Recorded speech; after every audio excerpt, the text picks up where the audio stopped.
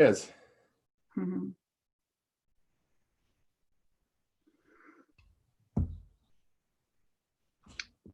For anybody who's watching us on the live stream, we're apparently having a little bit of a technical problem getting all the board members connected. So we're just going to give it a brief moment while we see what that problem might be and if it can be quickly resolved. So stand by.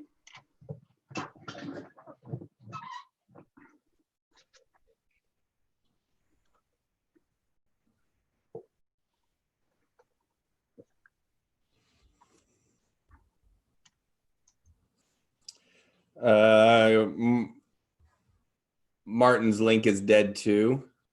What? I know. So hopefully Ron can hear me. You might be talking on the phone. Yeah. Do you guys link on in your calendar? That's how I always do it. Yeah. Wonder if that's how Martin's doing it. I really appreciate having those calendar invites so it can just go straight to the calendar. That's really the easiest way. Oh, Martin's on now. Oh, he is. There's Martin. Yeah, I got it on by calendar. Getting close. Oh, good.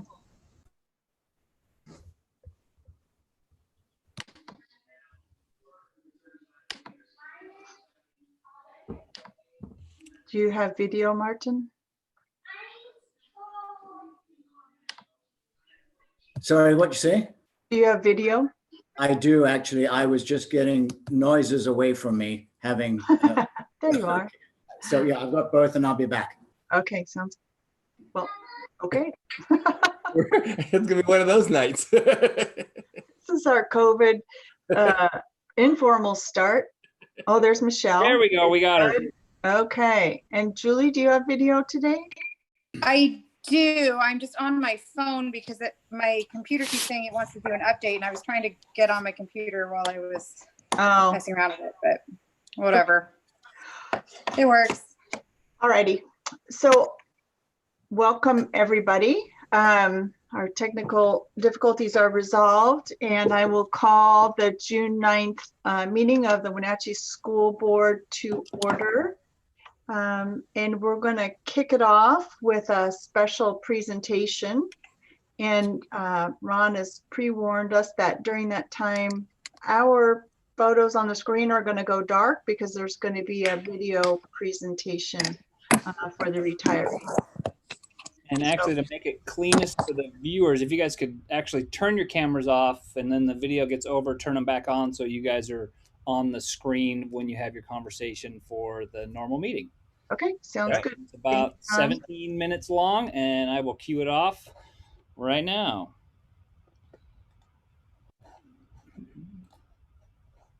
Hopefully the technical difficulties don't continue. Yeah, because the whole screen. So please let me know if everything sounds and looks right once I share this.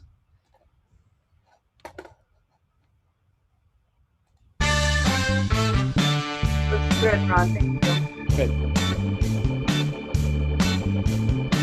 Sound okay? Yeah. Good.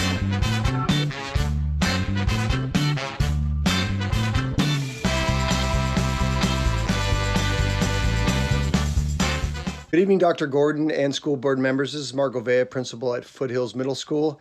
And what a distinct me to recognize Bryce Shipwick on his retirement. I worked with Bryce not only at Foothills Middle School, but also at Sunny Slope Elementary when I was a principal there as well. The constant with Bryce is he always had the best interests of his students at heart. He worked closely with our special ed staff to ensure that we provided everything that those students needed to be successful. I just want to wish him good luck in the future. And also, I'm not that far behind you, Bryce. I'm going to catch up, and hopefully I get to retire someday soon as well. Take care of yourself, buddy. Hope to see you around the community. You're a fantastic educator, and I appreciate everything that you have done for our students and for our staff. Thank you. Hey, congratulations, Chris Cameron. You get to retire. I'm so excited for you.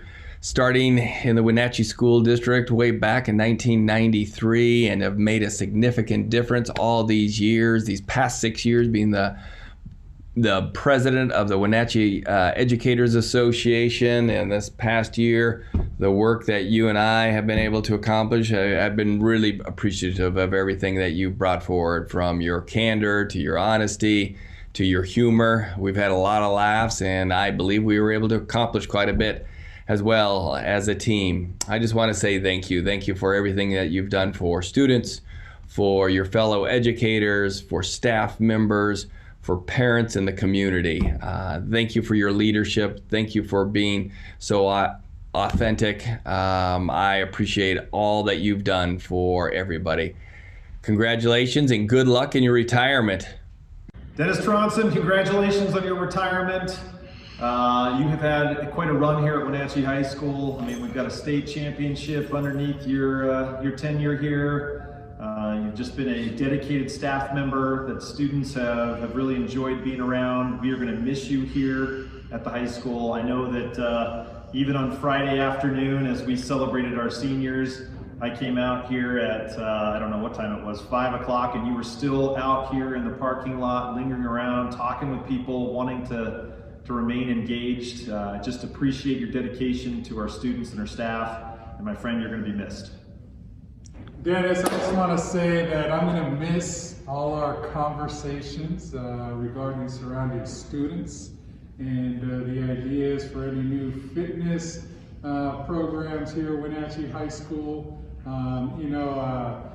You definitely grabbed my attention in regards to whenever you want to have a conversation, you're just a social person, and that's something that even though the conversations may get long, at the same time, they're very much appreciated because you got a lot to say about what's on your mind, and you want to ensure you get that across.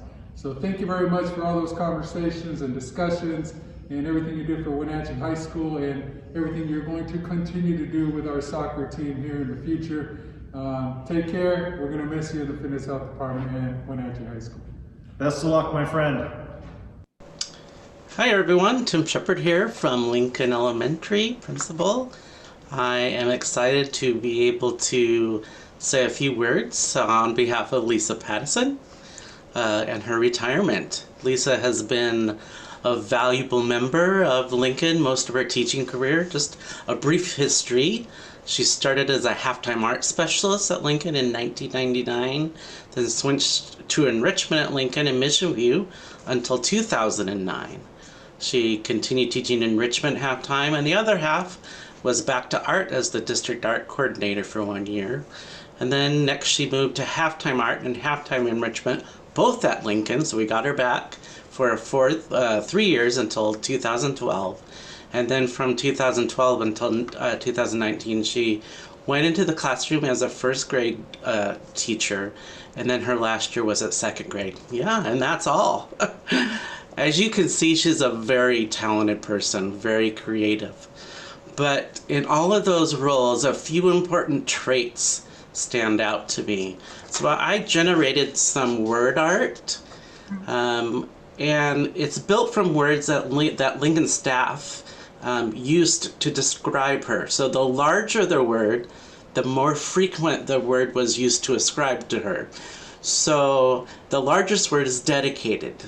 So no matter what role she played or what circumstances surrounded her or her work, she was dedicated.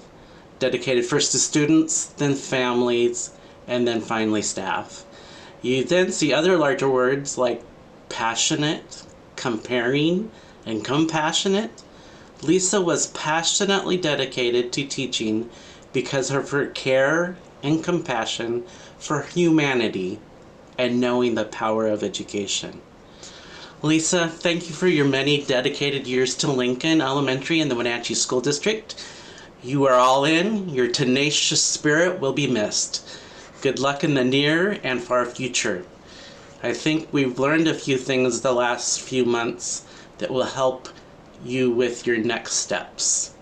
You take care, Lisa Pattison. We're gonna miss you. Hello, this video is to recognize the career of Lori Cardrolli. I have worked with her for the last 4 years at Columbia Elementary School, where she is a huge, huge advocate for all of our students, and especially those that are most impacted by challenging needs. She has been a strong team member and has really gone above and beyond for all of our kids here. Her work is extremely appreciated. You could find Lori in her classroom well past contracted time, preparing the next day's lessons. You could also find Lori and a whole group of recruited volunteers on Friday evenings, staying late to make sure that the next week was going to go smooth. Lori was a caring and kind teammate and colleague, and was well liked in our building and will be extremely missed. We appreciate all that you've done for Columbia Cougars, and we just wish you the best as you travel the land in your new land yacht, and hope you guys have a lot of fun, and hopefully you come back and visit us sometimes. Thanks, Lori. Good evening, everyone, and welcome to a great celebration of the Wenatchee School District retirees.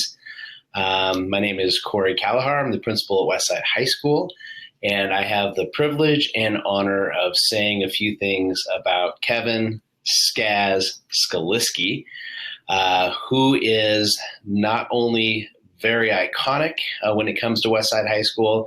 He is the originator of Westside High School. He is the last remaining staff member who was here when this school started in 1985.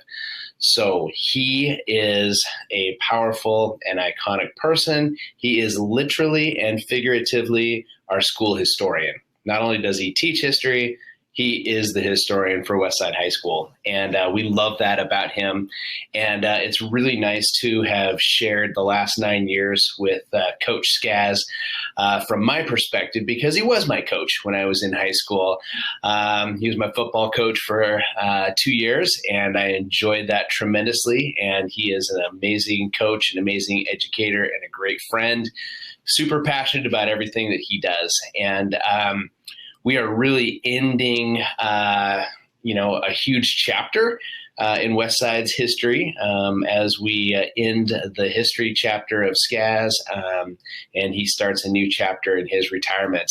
What you can see around my screen is a Padlet that was created in honor of his retirement.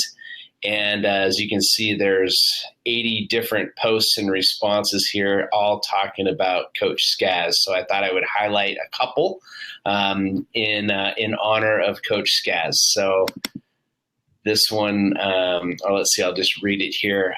Thank you and then some. Where to start? You were never just a teacher or a coach. You are so much more than that. You touched my life and made a huge positive impact that is still with me today. You taught me to be a better person by modeling behaviors I've learned to appreciate. Your honesty, your patience, your humor, your level-headedness, your kindness, and your ability to compromise. You were my teacher for several classes, but also my driver's ed instructor. Woo! I'm sure more people would love to have a passenger side brake pedal when riding in the car with me. You taught me to drive and had a hand in helping me get myself graduated. You even helped convince me to do a graduation ceremony speech. Thank you for seeing in me what I couldn't, and for being right here and with me all the time. Thank you for being the right guy in the right place at the right time to help a strong-willed, yet confused and inexperienced kid grow up a pretty fantastic person. Thank you for all the love and effort that you put into all of our kids, or all of your kids. So that was from Heather Fairchild, graduating class of 1989. So Kevin, it's obvious to see that your influence has been huge and very profound and widespread. And it's been an honor for me to teach and work with you. Thank you from the bottom of my heart, everything that you've given to the Wenatchee School District and Westside High School. We love and appreciate everything that you've done and want to wish you the best of luck in the next chapter and in your big move to Arizona. Take care, buddy. Much love. Okay. Retiree, I just want to tell you thank you for your service and all the years that you work towards meeting our mission of learning for all, whatever it takes. You've done an amazing job for Orchard students, and We look forward to putting your name on a dog tag to put on our memory tree. We wish you the best in retirement and hope you come back and see us often. Congratulations. Right. Hey, we just wanted to thank Leslie McCrae for all of her years of service here at Wenatchee High School. She's been an outstanding member of our WHS team. And I just know how dedicated she has been to our students and to our staff, even up to the very end. She's retiring this year. We're out on COVID-19, and she is completely engaged in making sure that her kids are taken care of. And we just greatly appreciate that and want to wish her the best of luck. I'm going to hand it over here to Ms. Moses. Thank you, Leslie. You have been such a joy. Your sense of humor and your compassion and your ability to get the best out of kids just shines through. We will miss you. Enjoy. You have worked so hard for this to happen, and we're just super proud of you. We'll miss you. Congratulations, Leslie. Hi, Leslie. I just wanted to wish you a happy retirement. I'll always remember you as the jokester. You always had a great sense of humor and could put a smile on my face, even in the midst of difficult times. I appreciated that about you. I just know the high school will really, really miss you. Years of service at Columbia. We just appreciate you and all that you've done for the district. And I hope you have a fabulous retirement and get to do all the things that you want to do. Thank you so much. Bye. I'm really excited to be able to say a few things for Kathy Ingram. We've only got to get to know Kathy for this last year, but it has been such a great experience for everyone to get to know her. And as I did with Lisa, I asked staff, what are some words that describe Kathy? And here's her word art. You can see the main words that we have there are thoughtful, compassionate, approachable, generous, and kind. And that's exactly it, Kathy. You have been such an important part of our staff this last year. I wish we would have had more years together, but you have better things to do. So good luck, Kathy, with your retirement. Please don't be a stranger, and we hope to see you soon. Have a great year and good luck in the near future. Ron, on behalf of the Wenatchee School District and us here at M&O, I'd like to wish you a happy retirement. Thank you for your 18 years of service that you've given us. The past 4 years, it's been a pleasure working with you. Go enjoy retirement, let your hair down, go have some fun, but most of all, don't be a stranger. Congratulations. Hi, Nora. Over the years, you've shown your belief that children are our most valuable asset. Your teaching has set foundations for preparing those children for life. You've been the child's voice, you've fought for the children, and you've advocated for them so that one day that they can advocate for themselves. There's a quote that says, "No man stands so tall as when he stoops to help a child." Nora, that describes you.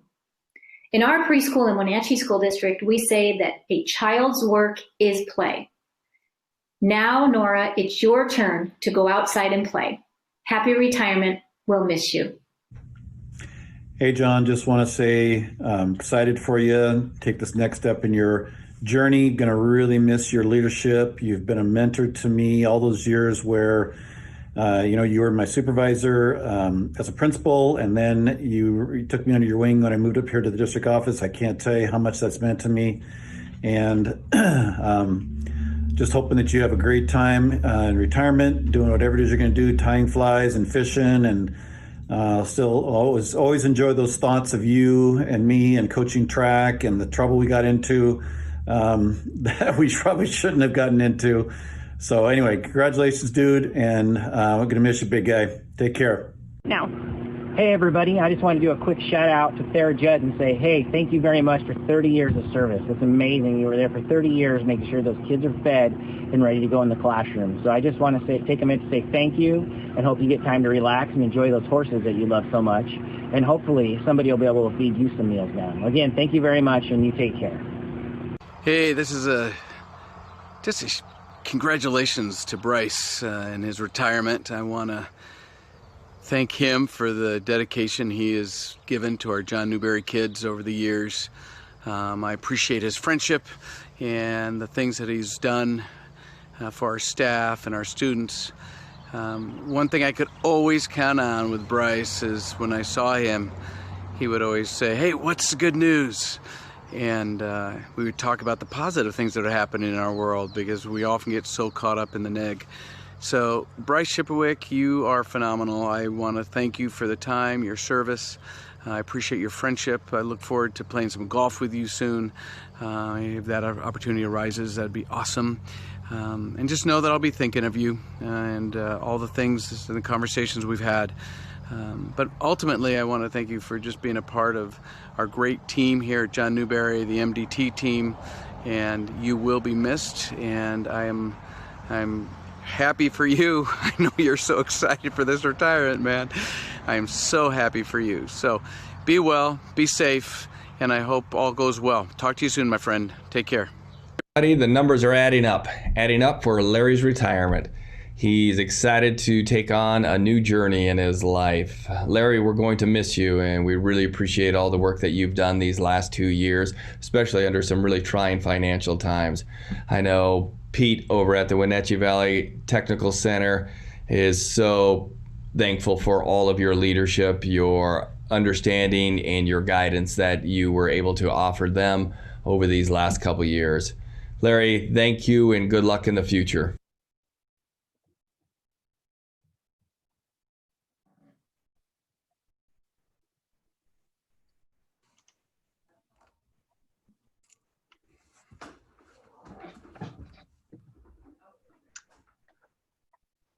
Welcome back. That was a really nicely done celebration, virtual celebration for 14 women and men who've given countless years of their time, their effort to the students, the staff, the parents, community members of the Wenatchee School District. Really honored to be able to recognize them tonight. And shout outs to our principals and to Diana for creating a really lovely presentation tonight. Board? That was lovely. And I assume that they all received the traditional gift from the district as a part of their retirement. We missed shaking hands with everybody and saying a personal thanks. So here's a virtual handshake to those who are watching. And congratulations, everybody. Enjoy that retirement. I'm envious. Me too. Okay, moving along. Next, we have our consent agenda. And in the consent agenda, we have minutes from our May 12th and our May 19th meeting. We have warrants. We have a personnel report. We have an amendment to the superintendent's contract, a surplus report, and then some contracts. Is there a motion to approve the consent agenda? I move approval of the consent agenda as noted. Okay. I will second that. Great. Thank you very much. And so is there any discussion? Okay, so we will go in the order that I see you on the screen. Maria? Aye. Michelle? Aye. Martin? Aye. Julie? Aye. And Laura's an aye as well. Motion carries. Thank you, everybody. Next item on the agenda is the school start and end times. Thanks, Laura. Yeah, Yep. Mark's going to present to the board and the community a PowerPoint here in a moment. I just really appreciate the community members, the staff, students who participated in the 2 different surveys. It really helped us think through the decision making as to the start and end times. It's never easy decision, but we really what continued to bring us back to our decision making was what is going to be best for our students. You know, the vast majority of our kids, and we had to keep leaning into the research to say what's there, what continues to really make a significant difference. And it was clear that the research of starting our especially our high school students at a later time has a very significant impact in especially in the two areas of math and literacy, had significant gains over time. So we really had to lean into that. But I'm telling you, Mark, myself, and the team read every comment, every parent, every student, every staff member put out there. And we really were thoughtful about this. And I am so appreciative of Mark's leadership on this and his work with Jenny and countless others as we've come to this decision. So Mark, you want to take us through your presentation?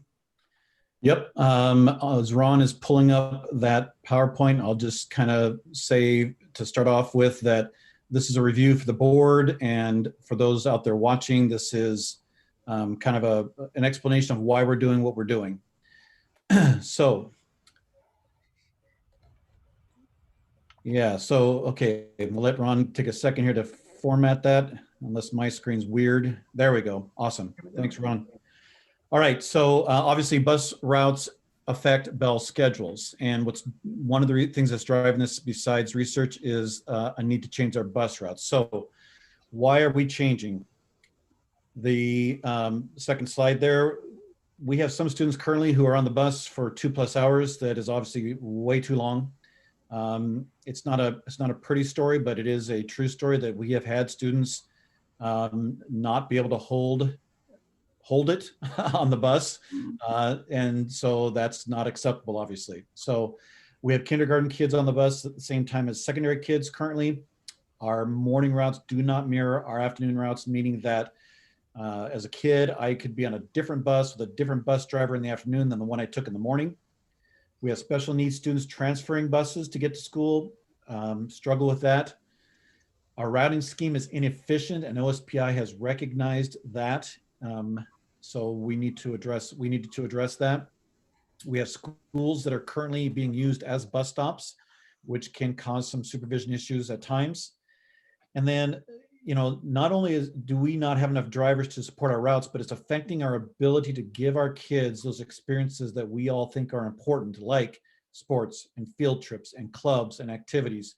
We don't have enough bus drivers to run our routes and provide those different experiences, especially in the spring of the year. So those were among the different reasons why we are tackling this problem. So the next slide talks about the goals for this new schedule. As Jenny Lagadinas, our Director of Transportation, and her assistant were working on this, we said, okay, the goal is no longer than an hour. That's kind of the extent that OSPI says a kid should be on the bus. We wanted to create a system where elementary kids were not on the bus at the same time as secondary kids. Our goal is to have no special needs students transfer, but until we actually plug in the routes, we don't know if we can make that happen. So the goal is to minimize that to as few as possible, transferring buses. And the reason I say that is because we may have to have some secondary kids transfer to get to a bus to the tech center. We're going to see about that. Again, we wanted our kids to be on the same bus driver in the afternoon as in the morning. So we want a two-tiered system to do that.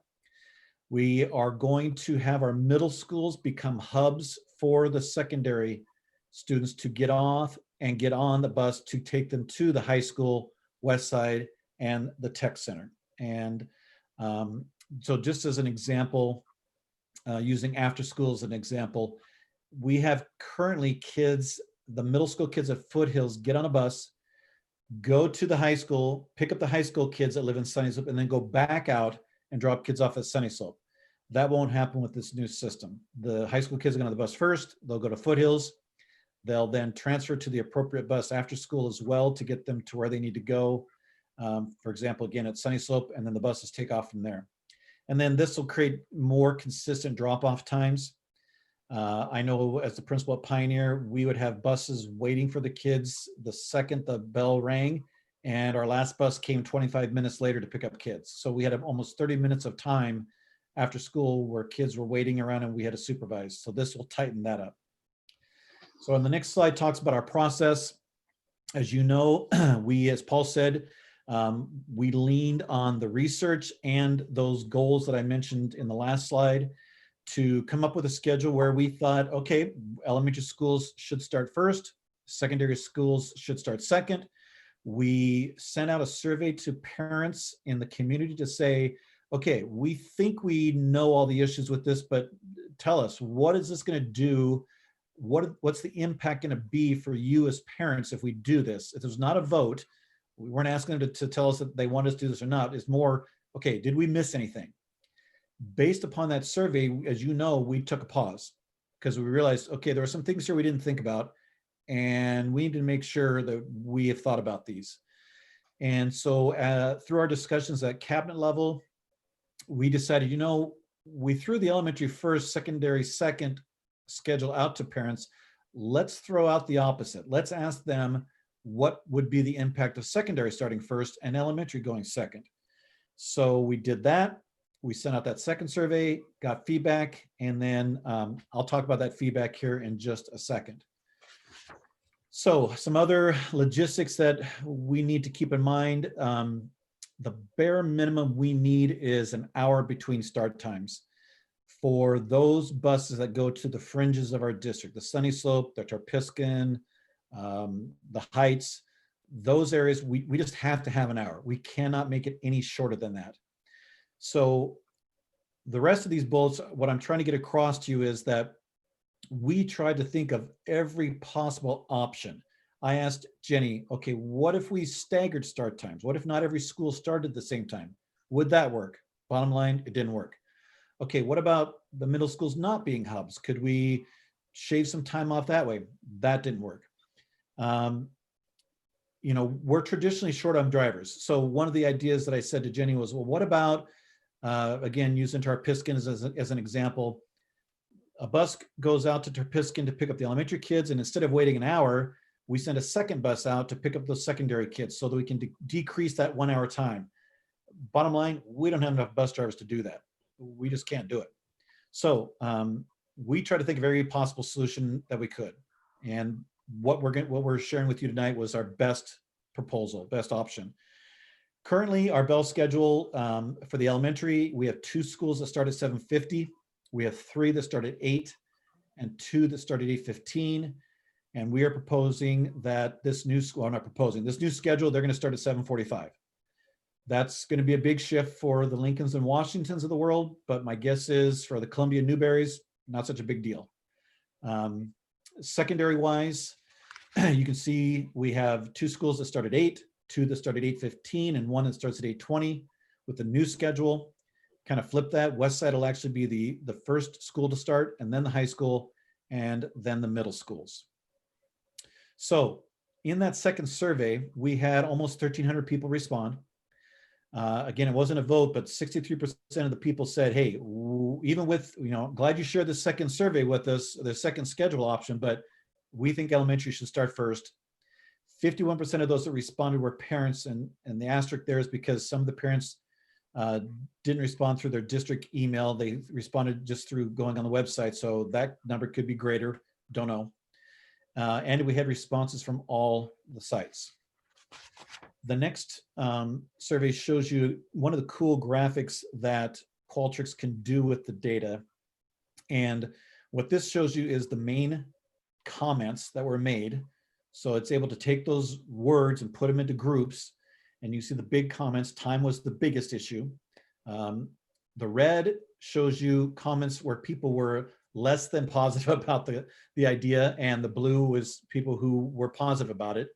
What I thought was interesting is if you look at research, almost 75% of the people responded something positive about research. In other words, we should do what the research says, which I thought was kind of interesting. So the next slide, this is kind of my synopsis of the data. As Paul said, read every single comment. And my synopsis is this. People, the biggest group of people said, start elementary first. The second biggest group of people said, we don't care, or we don't like either of them, leave it the way it is. And the third group said, secondary should go first.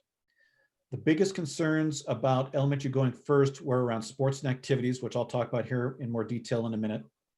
Another big concern was parents who have kids at multiple grade levels, and I'll talk about that here in a second.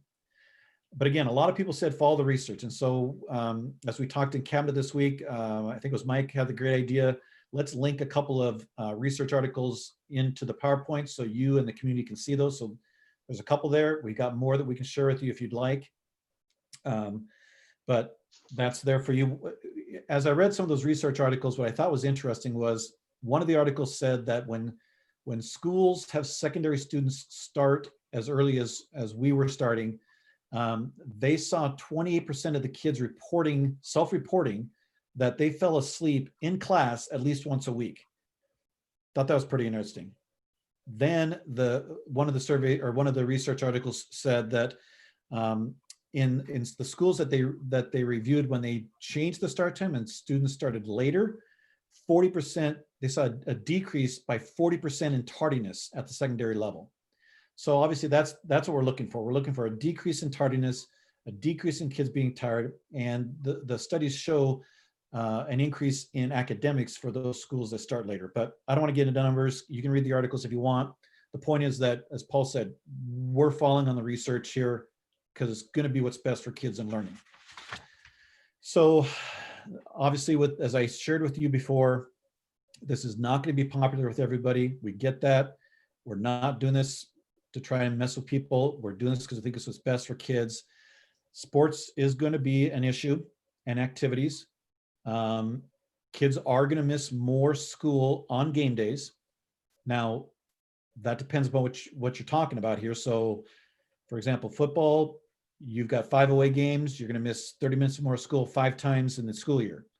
Basketball could be more because they have more games. They play up to I think almost 20 games. That could be more significant. You are going to have kids practicing later. And then there's other issues with game day setup and other things that, Jim and Eric are going to work through at the high school to find a solution for. Daycare, are more of our parents going to need daycare at the elementary school after school because now kids are getting home or getting out of school so much earlier. So I've reached out to the YMCA to see what their capacity is to expand after school daycare. They've assured me that they are able to do that. So what we're planning on doing is sending out a survey to parents here in the near future, basically saying, okay, here's the new schedule. Do you need on-site daycare after school? So that we can get a sense of that number. And just as an example, so currently Mission View houses the after-school daycare program for both Mission View and Lincoln. Well, if the numbers support Lincoln having its own after-school daycare, then we would expand to Lincoln and then just be site by site. But we'll get that information and have that ready to go in August before school starts. Parents who drop off kids so currently as a parent, I can currently drop off my kid at an elementary school, then drop my kid off at a middle school, then go to work. Obviously, that's not going to be able to happen because the secondary schools are going to start an hour later. Obviously that's going to cause parents to have to figure out another arrangement, whether that's drop it off at a friend's house or whatever. One solution here obviously is if those students live in a bus zone, the secondary students can get on a bus, which I guess as a parent, I would feel more comfortable putting my secondary kid on a bus than an elementary by themselves, obviously without me as a parent being there. Or if they're within the mile radius, then they can walk to school. That's obviously an option, but that is going to cause some parents to have to rethink how they do the morning routine. One issue that was brought up by one of the elementary schools is they provide strings before school. Pretty tough, I think, to do strings at 7:15, 7 o'clock in the morning. So this may mean moving strings to after school. I don't know. We're gonna have to figure that out. So those are just some of the issues that came out through this and obstacles that we're gonna have to overcome. But bottom line, for the fall of 2020, whatever school looks like, elementary is gonna start at 7:45. You can see what our Castle Rock program is gonna be. And then secondary schools will start at those times listed there with the tech center being at those times. So that's the PowerPoint. Any questions?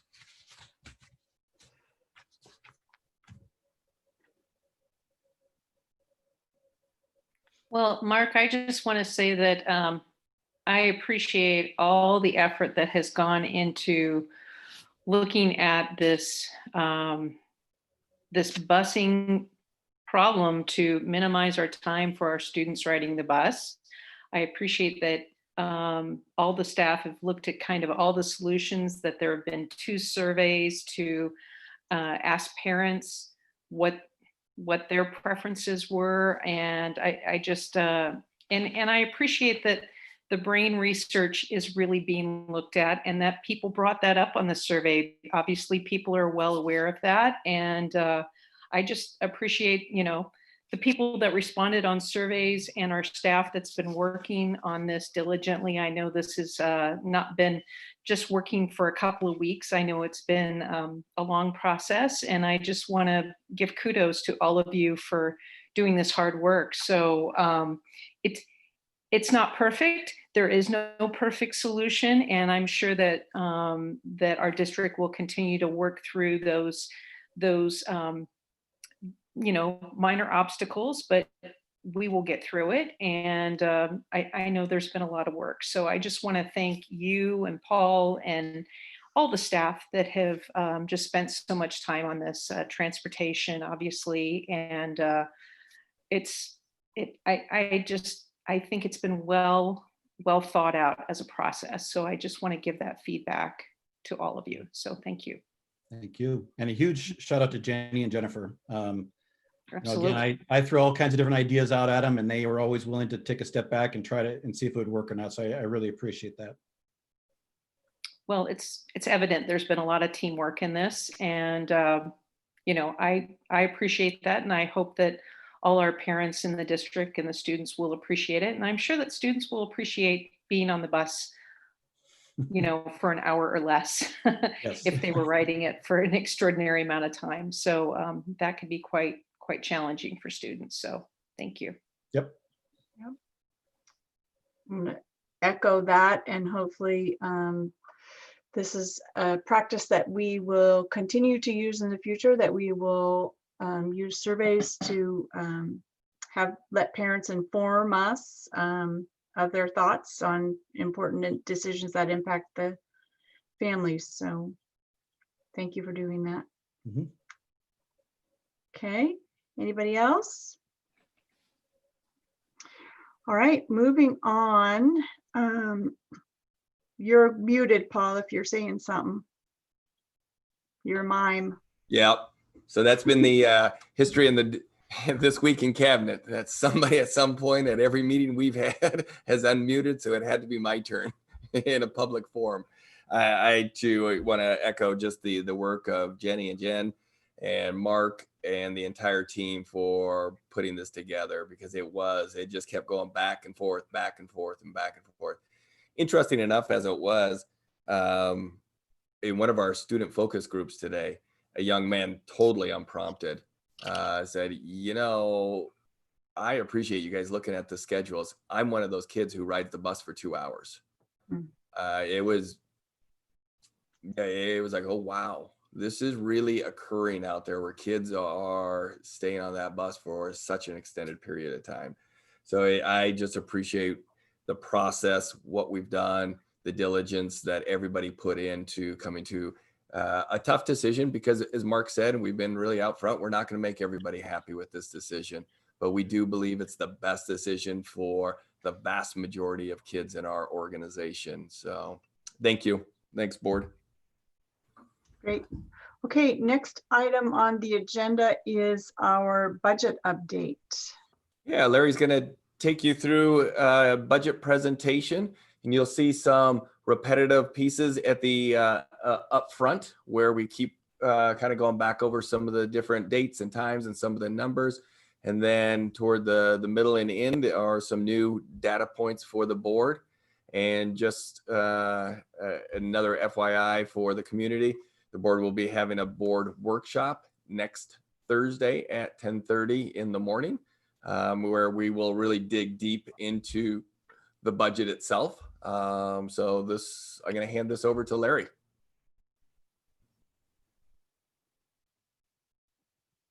If you're talking, Larry, you're muted and we can't see you.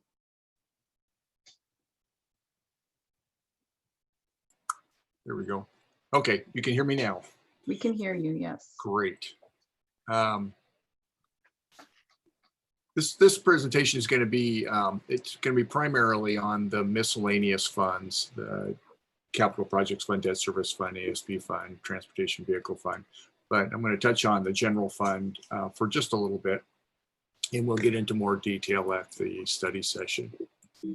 So next slide. This is the budget calendar that was in the last presentation. We had scheduled a May 12th or possible budget workshop. That's been obviously moved to the June 18th. Everything else is still on track. So next slide.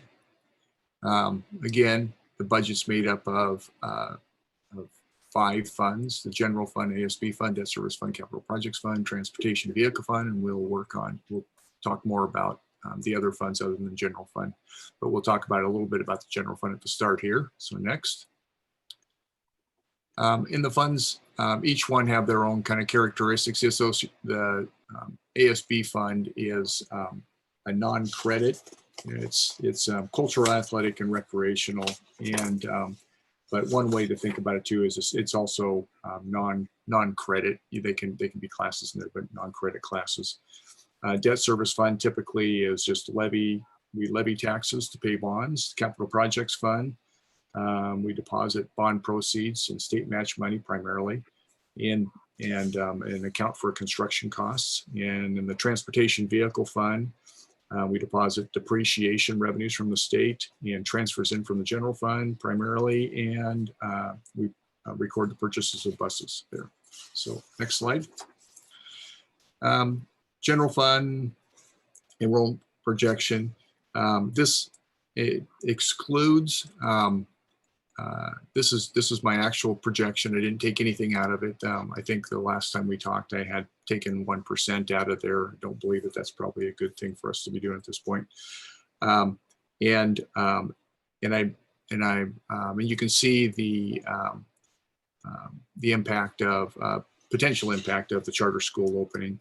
You kind of see the declining. We're going to see declining enrollment, at least based on the data that I'm seeing, and the declining birth rates.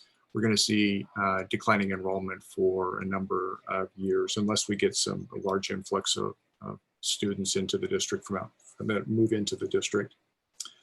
And one way to kind of think about this a little bit is that from 2009-10 fiscal year to 2015-16, that was a 7-year period. Our kinder classes at the building level were between 564 kids and 618. And then the following year, in 16-17, we had 522. And then from 2017-18 to 2019-20, we had about 500, just a little over 500. And right now, based on projections, based on birth rates, I'm projecting that we'll have 503 kinders this coming fiscal year and 484 the following years. And that's including the new transitional kinder class of 17 kids that would not necessarily be in that number. So that decline is going to trickle through the system and impact the overall enrollment numbers. Okay, next slide. This is an overall summary of the budget I've just used the format out of the F-195 budget document. And you see the general fund, ASB fund, debt service fund, capital projects fund, transportation vehicle fund. We'll see a little more detail in the next slides coming up. So, but what you'll notice, there is no transfers from the general fund to the transportation vehicle fund this year. That ended in 1920. Okay, next slide. All right, this is just the enrollment numbers, projections, and you can see it's not a huge decline from year to year, but there still is a decline. And we did see a little bit of a uptick in 1920, and we'll see a little bit of an uptick in 2021 due to the large birth numbers. You can see the kinder numbers are up, and then it starts dropping down. Okay, next slide. This is just a high summary of FTEs as of the status of the budget when I put this together. Those general fund numbers, general fund is still being worked on right now. So some of these numbers are going to change slightly before now on Thursday. So, but you can see that we've got just a little bit of growth in our staffing certificate and classified from the 1920 budget. Okay, next slide. No change here. This was a slide that we had gone through the biggest point here is just that we've got salary allocation increase of 1.6%. That's the LID. And we're adding a third professional learning day. There's funding. The state had added a third professional learning day. However, everything is subject to change by the legislature. So next slide. No, the only change here is this third bullet down talking about the levy. The 2021 levy is in this budget is $11,490,000, which is based on a 4% assessed valuation growth. That rate would be about $2.10. And the 4 out years are based on that as well. The 3 out years after that are based on that as well.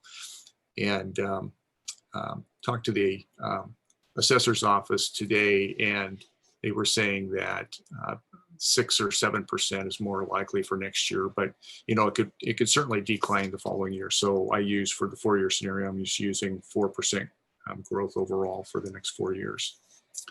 Okay.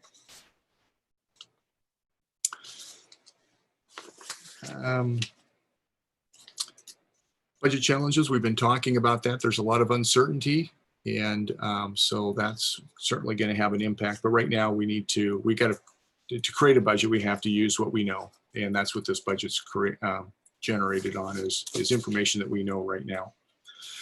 And of course, the regionalization is a challenge. At 1% per year, we lose about $400,000 per year plus. And then as LEA, as assessed valuation grows, LEA revenue is going to go down as well. Okay, next slide. This is just a comparison of the 1920 budget to the 2021 budget at the point when I put this presentation together. And you can see that when you slice up the pie, it's really not that much different. It's more, but percentages overall are pretty much the same. You can see there's just a little bit of an increase in levy when I combine the levy and LEA together from 11% to 12%, and in a like decline in just the state general revenue. So just a little bit of an increase in the levy, and that was because of the increase in the levy overall that we were just talking about a couple slides earlier. Okay, next slide. And this is expenditures, same thing, 1920 budget versus the 2021 budget, and very little change. You can see that 84% of the budget, is made up of salaries and benefits, and the 1920 budget and the 2021 budget as well. So it's just a bigger dollar amount, but the share of expenditures in those different categories didn't change very much. Okay, next slide. This is the start of the general fund 4-year budget, and plugged in some of the details for the 2021. And you can see the same thing. The revenues are increasing, levies increasing, revenues are increasing, apportionments increasing because we've got an increase in the apportionment allocation of 1.6%, and the additional professional learning day. We have some allocations going up for LAP funding. So that's pretty much what's driving the increase there. And then we've got expenditures. And then I've got the beginning fund balance is, I've got set about 10 million, 10.5 million, and ending pretty close to that right now. At least that's the way it came out at this point. And that beginning fund balance could grow, just depends on what's spent this summer. And then the out years, those will change between now and Thursday. Still proofing out some of that and fine tuning some of those numbers. But it kind of gives you a relative idea that if we maintain existing staffing and remain at the $2.10 levy rate, there's expenses will exceed revenues, and that's part of that's got to do with the regionalization and declining enrollment. Okay, next slide. And these are just the beginning and ending fund balance amounts, and we'll talk a little bit more about that on next Thursday. And this is just a breakdown of the fund balance and how we have specific restrictions of those fund balances. Not everything can be used for just general purposes. We set aside restrictions for LAP monies that we receive but don't spend, and in CTE, the vocational program monies, and skill center, when the skill center has surplus, that goes into the reserve until they spend those monies down. We have some food service inventory and prepaid items, and then all these, the 261,900, that's just all the other miscellaneous carryovers that we have. And then unassigned minimum fund balance, the board has set by policy 60-22 of 5% of current year expenditures. And so there's 5,600,000. So what's remaining is unassigned, just blank unassigned. So that makes up the total beginning fund balance of about 10.5 million. Okay, next slide. And same thing, just rolling in the net revenues and expenditures into this number. Okay, next slide. We'll go on to the miscellaneous funds now. This is ASB fund, and the part that we want to make sure that we have built into this budget is make sure we have enough budget capacity. We don't want to have to come back to the board and do a budget extension or revision. It's called an extension, but it's actually a revision of the budget. And so we believe we've got enough authority built into it to avoid that. And then the out years, the year 21-22 through 23-24, is just estimated, just matched revenues to expenditures. This is just kind of a snapshot of what it looks like. It looks like, you know, fund balance will be somewhere between $500,000 and $600,000 in the future, but who knows? But it kind of gives you a sense of what the spending is going to look like. Next slide. Debt service fund is, again, this is where we levy taxes to pay our annual debt service on our bonds.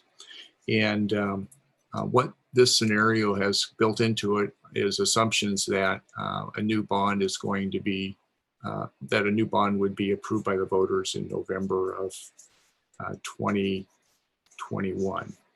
And so it's just kind of give you an idea of what that might look like. And we did this last year as well. And you can kind of see that in payments would start in December of 21-22. And you can see the bond payments in the down below. And the bond rate right now right now is $1.12. And for 2021, it looks like it'll be about 109. And then if those bonds are sold in 3 increments, that would increase the rate to $1.89 per thousand AV.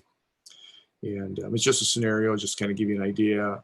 It's based on a 4% annual AV growth as well. And so the assumption is that there would be, the bond would be passed in November of 120.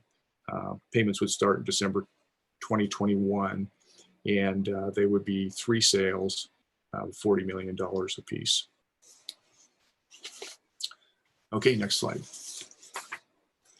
This just gives you a picture of what that would look like if those bonds were sold, and what the debt service payments would look like over time. And without those in there, the bond payments right now, if there is no new bond, the bonds expire in 33. Okay, next slide. All right, this is Capital Projects Fund, and what I did in here is I built in a capacity of $2 million, and not a lot of revenue coming in until 21, 22, and those would be that you see the 40 million being sold in 3 lots. 40 million in 21, 22, 22, 23, another 40 million in 23, 24, another 40 million. So those are the bond sales, and those proceeds would be deposited into the Capital Projects Fund, and then there would be construction that would occur in those years. And so I kind of made some estimates about what that might look like, and then I'm showing state matching monies coming in 23, 24. Okay,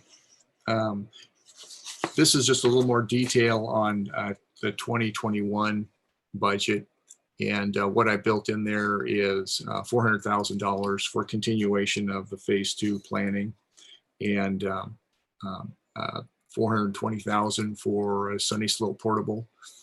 And none of these are set in stone. The board still has to authorize those expenditures. So I just built the authority in there in case the board wishes to do that. Built in a $600,000 contingency just in case. There's no plans, but there's always things that happen that require spending some of these monies. And then continuation of the building security enclosures. And so again, I built the capacity in there in case that those projects don't get completed by August. So there'll be budget capacity in there in order to do that if they are unfinished, or some of it's unfinished by then. Okay, next. Okay, this is a transportation vehicle fund. And transportation vehicle fund, again, is where we deposit depreciation revenues from the state and interfund transfers from the general fund to fund the purchase of buses. And here, typically, the schedule is built to replace 2 to 3 buses per year, and which mirrors closely to the number of buses that are coming off the state depreciation schedule. The state depreciation schedule is generating, it's the way the state generates revenue from buses. Buses are depreciated primarily. Most buses are depreciated over a 13-year period. So they reimburse us for those buses over a 13-year period for the average cost of a basic bus. We purchase a bus much more with more add-ons, but so they give us money back for the cost of a basic bus over 13 years. And then after that 13 years, it's off the schedule. So part of the art to this is to make sure that as buses come off the depreciation schedule, that you're adding new buses. And so you have a steady flow of income.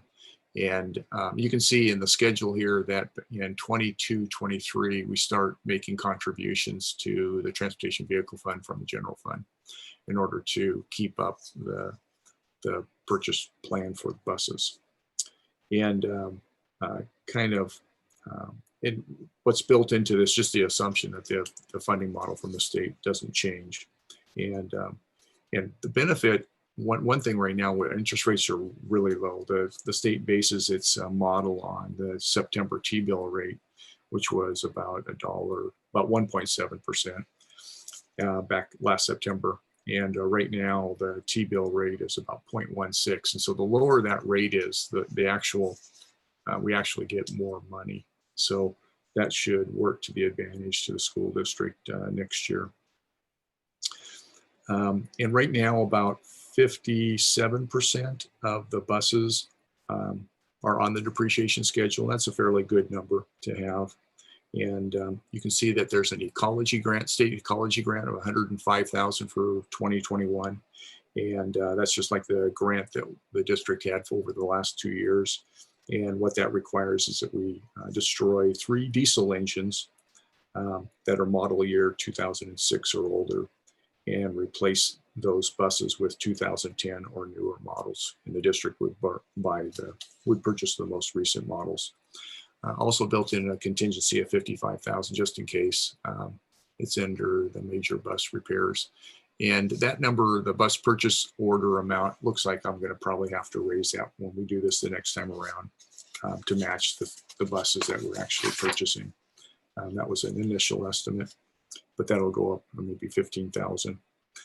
And right now, next slide. Right now, this is the 9-year projection, and all this is intended to do is just kind of show you that it requires general fund resources to maintain the fleet. And you can see where there's 2 or 3 buses being purchased each year. The district right now has 44 buses, 22 of those are regular route buses, 14 special ed buses. There's 2 trip buses, and those are the buses that were purchased this year, and then 6 extra buses. And the average age of the fleet is 12.4 years. And again, about 57%, 25 of the buses, of the 44 buses are on the depreciation schedule. And from experience, that's a pretty good place to be right now. A good balance. Okay, next slide. Go. Questions or comments? So if can't remember the quantity that you said, we're not on our depreciation schedule, meaning they're older than the depreciation schedule goes, which was 13 or 14 years, right? Correct. So how old are those buses that are beyond the depreciation schedule? Yeah, right now, kind of one way to kind of think about it is when we're retiring buses, they were about between 17 and 19 years old right now. So they are beyond the depreciation schedule, 5 years or plus. And that's not necessarily bad, because some of those buses are older buses that aren't being used on a regular basis, because you notice we had a number of spare buses. And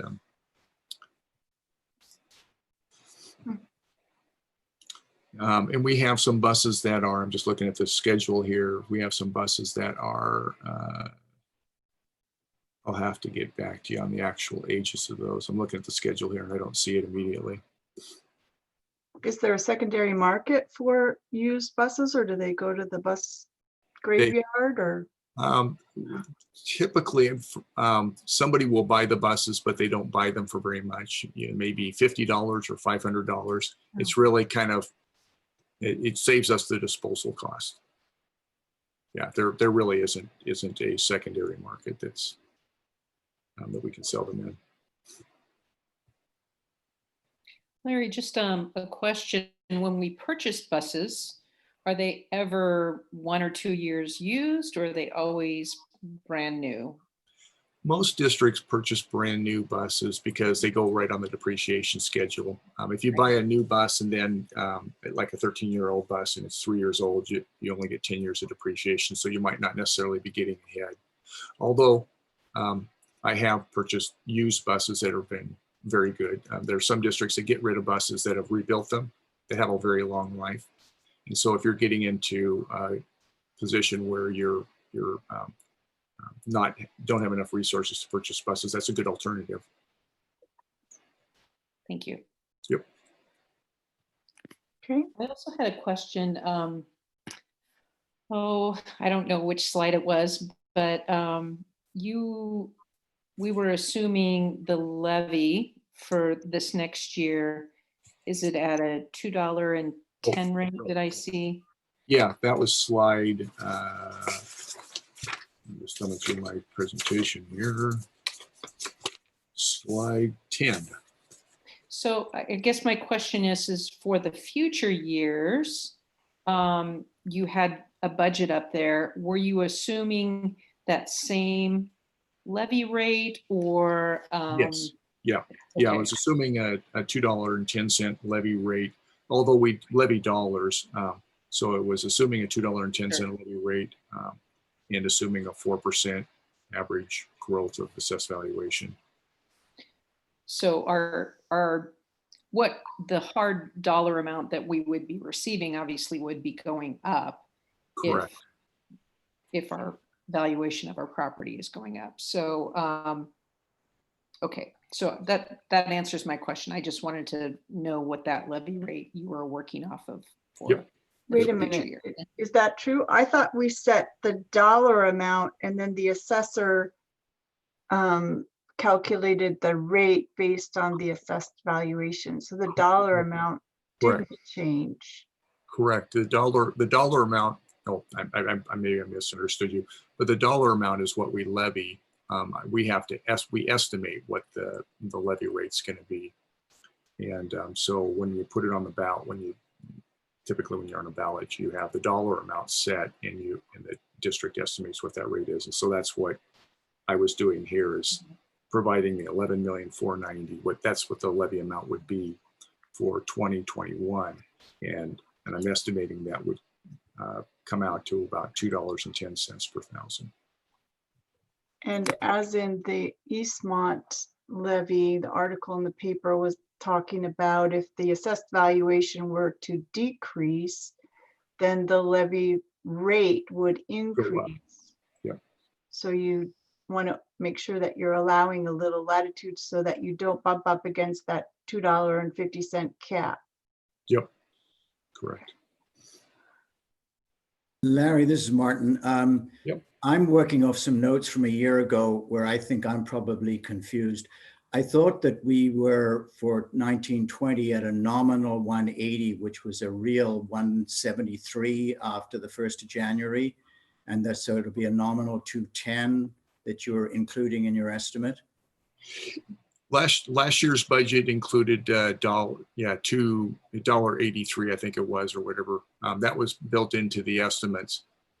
This is a new number. That was not. The board has a latitude to. Yeah. No, the board has a range nominally between from up to 250, if I'm correct. Yep. Correct.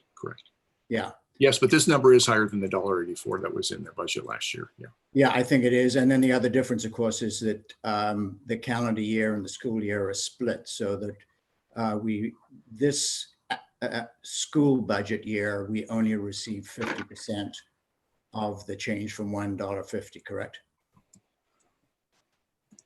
Say that one more time.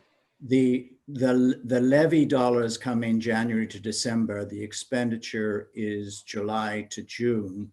So when the levy increases, it only affects the second half of the school year. There's a lag of 6 months. Correct. That's correct. Yeah. That's correct. So anytime you're looking at a budget in your language, it's a split between two levies. That's correct. That's Yeah. correct. Yeah. The levies are levied on a calendar year. We're on a fiscal. Right. Okay. They So do that just to make it hard. Yeah. So just to clarify, Larry, we would be, it is maybe the expectation that we will need to bump our levy up from $1.84 to $2.10 based on the budget needs for this next academic year. Is that correct? Correct. That's correct. Okay, thank you.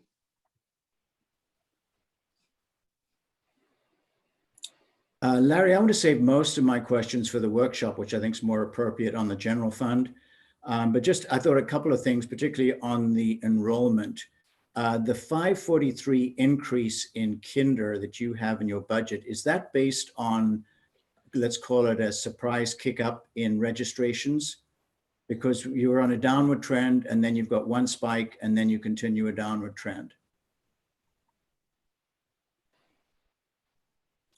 You're talking about the increase in. If I take the very first year, I mean, normally you've shown us how to track cohorts through your forecasts, you know, from, and I did that, and I'm going to save any questions about that till later. But what I did notice is the first entry in kindergarten, you've got 543 for 2021.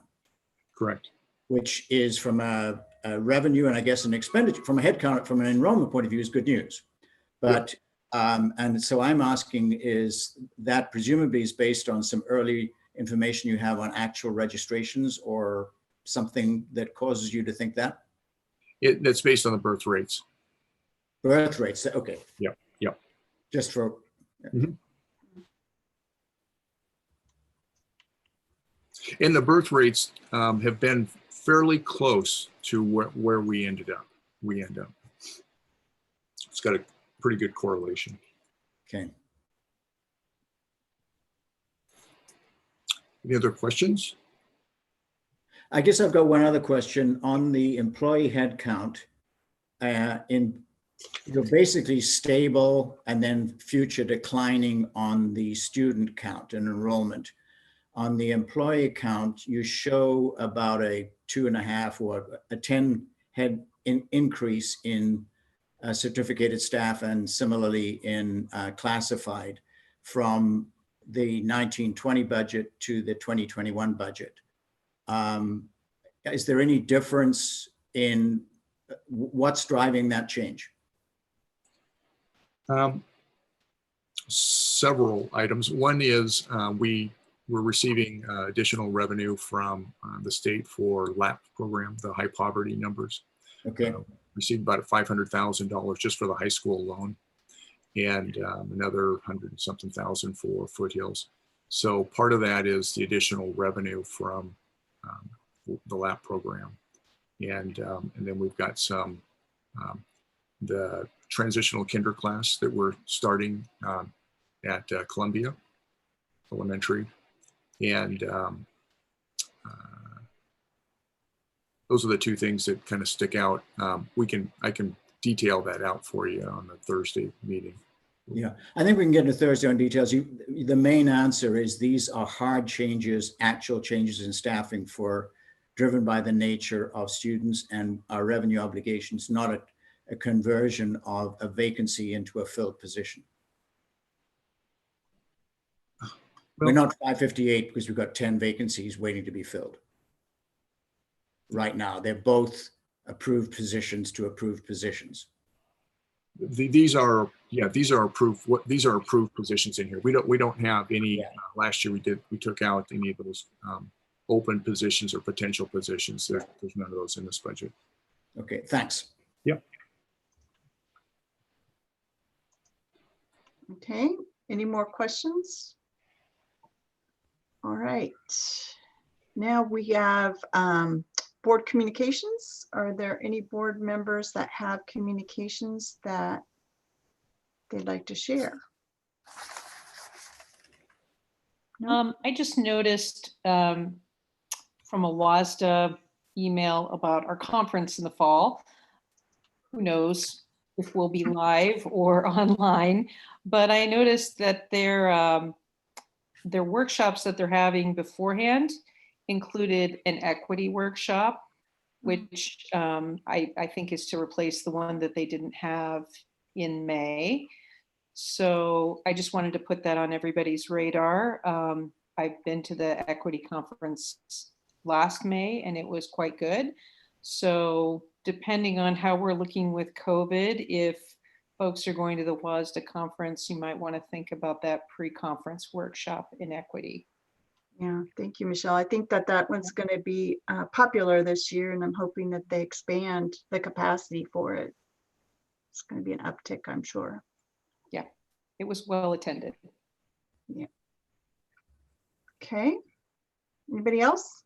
I just wanted to share kudos to everyone that was out there last Friday. I got to attend both the high school drive-by and then at the Apple Bowl, and it was really neat. I'm sure Paul will touch on it. I don't want to steal his thunder, but it was really cool to watch, the families, the students get that moment to just kind of, do their thing. And yeah, it was really, really neat. Glad it was something that the district did, and super emotional for me. I don't know why, but it was just really, when we went to the high school, it was just really neat to watch. So kudos to everyone that was involved with that. Thank you, Maria. I think graduation was a big enough deal on Friday for me to repeat what Maria said. Yes, it was. I saw a lot of positive chatter on Facebook primarily, and seemed like people were pretty pleased with the ceremonies. I did notice with a bit of panic those beautiful mailers that went out with all the photos of the graduates, and I went to the post office and I saw a whole slew of those in the discard pile. So I quickly went around and gathered them up and tried to redistribute them. And I got quite a few takers on Facebook. So I don't know, I think that maybe was a hit. I don't know about distributing to everybody with a mailing address in the district, but I think the publication was well received. Yeah. Yeah. Okay. Anyone else? If not, we'll move into superintendent's report. Just continuing the conversation on graduation, huge kudos to Eric and Donna, Ricardo and Molly for just incredible effort of lifting up graduation. Super excited for Thursday's graduation with Westside. They're going to be doing their drive-through pickup at 4 o'clock and celebrating the students over there. And Westside will do an amazing job like they do with everything else. So excited about that. We'll be over there to celebrate those students. But it really was, Maria is right. It really was very personal. Just from the piece over at the high school to I was mainly at the Apple Bowl and really watching parents have this moment, 1 minute, literally on the countdown clock, up on stage and with family and friends, and just making it a moment, something that you literally don't do in a typical graduation. So it was just a really special moment. And then I'm very proud of our staff who came out, and many staff, and Mark Ovea.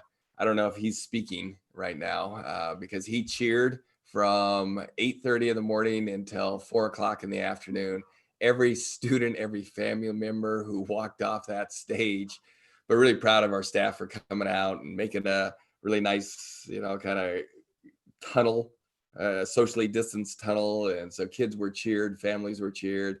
And then the whole staff over at Wenatchee High School, it really just was a special, it turned out to be an entire day. I mean, literally, I think the last we went up on stage with the last kid at 4 o'clock in the afternoon, just saying congratulations. But it really was nice, really proud of both of our high schools and their leadership and really their thoughtfulness of creating this. Also a shout out to Diana. Holy cow, she was behind the scenes, coordinating things, printing things, reading things. I think Addie, the team downstairs, just incredible. Janice, Addie, and a number of others who were literally taking pictures the entire time. I think Diana said there's somewhere close to 600, 700 pictures that we took of graduates and of this moment. So just great effort, team effort, like I've said before, making this day really special for our students. And again, same thing for Thursday night. That is it for me. Cool.